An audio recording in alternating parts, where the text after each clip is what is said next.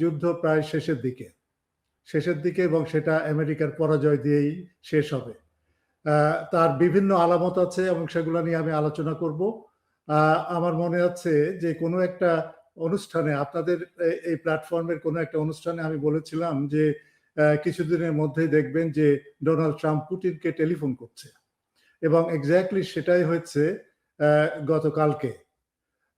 গতকালকে Donald Trump রাশিয়ার president পুতিনকে টেলিফোন করেছে, এবং ট্রাম্প করেছেন, এটা পুতিন করেনি। কারণ অনেক সময় ট্রাম্প মিথ্যা কথা বলে বলতো যে হ্যাঁ, মোদি আমাকে টেলিফোন করেছে, পুতিন আমাকে টেলিফোন করেছে, আমি করি নাই, সমস্ত দেশ আমাকে টেলিফোন করার জন্য ব্যস্ত হয়ে আছে, উঠে পড়ে লেগে আছে। এই সমস্ত আজে বাজে কথা, মিথ্যা কথা সে এই প্রায় এক বছর ধরে করছে। কিন্তু এবার তার টোন এবং তার আলোচনা যেটা সে পুতিনের সাথে করেছে সেটা অত্যন্ত গুরুত্বপূর্ণ এবং সিগনিফিকেন্ট এই কারণে যে সে বলছে, তারপরে পুতিনের সাথে আলাপ করার পরে একজন সাংবাদিক তাকে প্রশ্ন করছে যে আপনার সাথে পুতিনের কি আলাপ হলো। সেখানে সে উত্তর দিচ্ছে যে আমি পুতিনকে বলেছি সাহায্য করতে, এবং পুতিন সাহায্য করছে এবং আমি তার প্রতি কৃতজ্ঞ। সাহায্যটা কি? ডোনাল্ড ট্রাম্প তো প্রথমেই বলেছিলেন যে ইরানকে সারেন্ডার করতে হবে, ইরানের সমস্ত নেতৃত্বকে আমি ধ্বংস করে দিয়েছি, এখন সারেন্ডার ছাড়া, আত্মসমর্পণ ছাড়া ইরানের সামনে কিছুই নেই,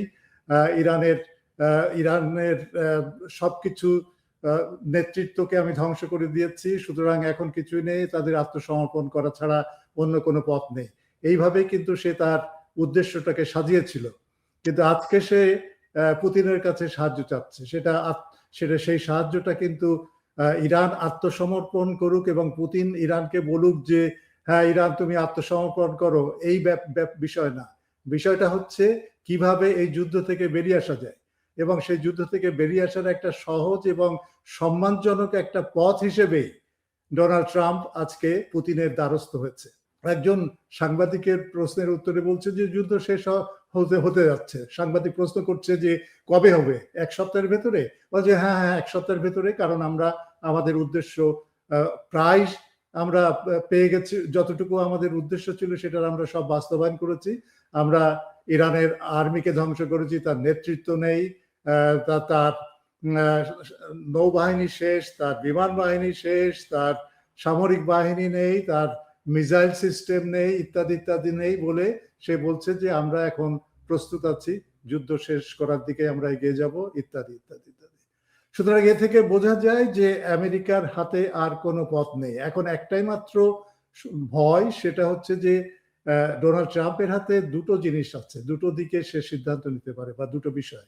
একটা হচ্ছে যে এইভাবে সম্মানজনকভাবে বেরিয়ে আসা, আর একটা হচ্ছে যে পারমাণবিক অস্ত্র ব্যবহার করা। সে হয়তো ব্যবহার করবে না, কিন্তু ইসরায়েলকে দিয়ে সে ব্যবহার করবে এবং একটা মারাত্মক একটা ধ্বংসযজ্ঞের দিকে পৃথিবীকে নিয়ে যেতে পারে।